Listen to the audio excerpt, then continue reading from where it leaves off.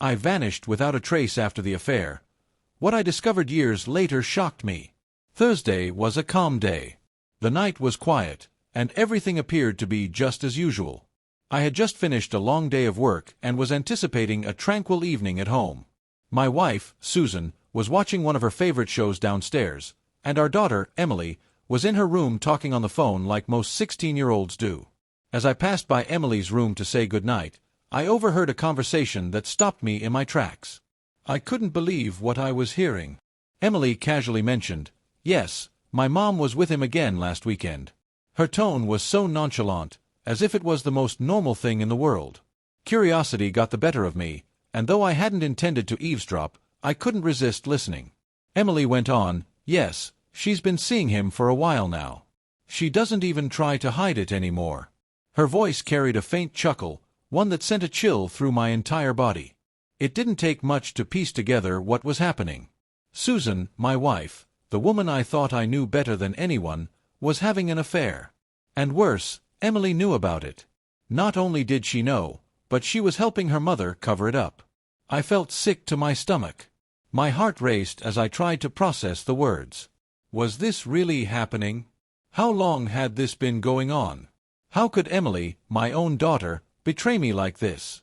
Trying to act normal, I went downstairs and sat on the couch. Susan was completely engrossed in her show, looking calm and collected as though nothing was wrong. How many nights had she lied to me? How many times had she left me at home only to be with someone else? And how had Emily been covering for her all this time? I wanted to confront her immediately, but I knew I needed proof. Exploding without evidence would only give her a chance to deny everything or twist the situation. So I forced myself to stay calm. That night, I barely slept. Lying next to her in bed, I stared at the ceiling, replaying Emily's words over and over in my mind. Memories of our life together came flooding back, our wedding day, the years we spent building a family, the moments I had cherished. All of it felt like a lie. The next day, I carried on as if nothing had happened.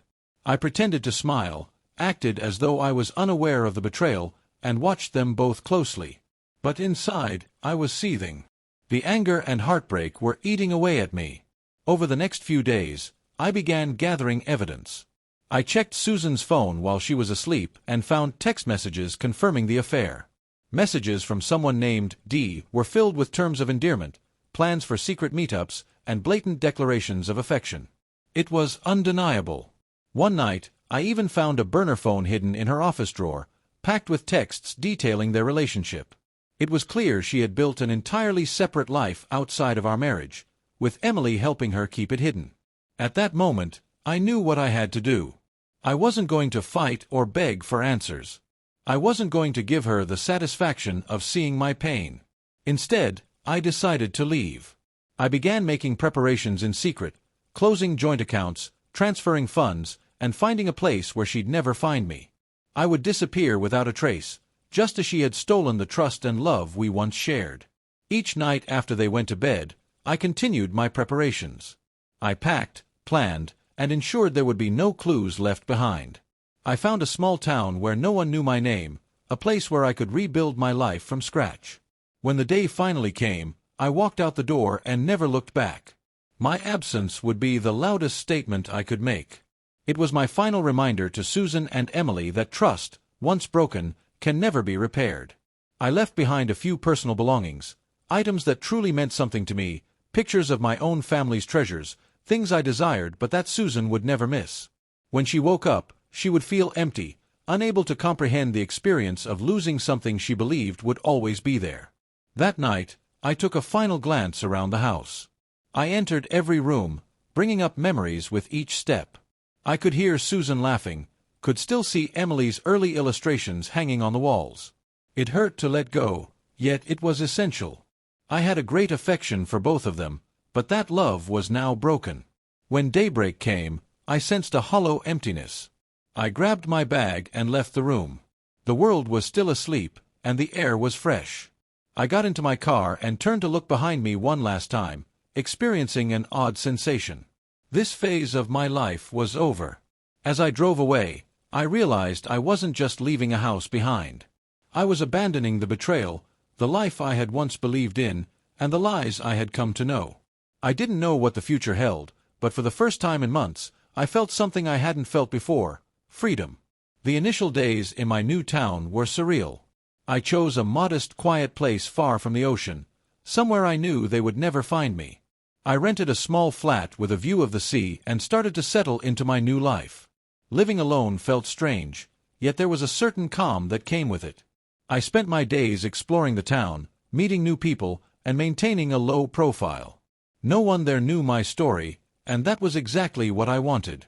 For the first time, I could be myself without the burden of betrayal hanging over me. No longer a spouse.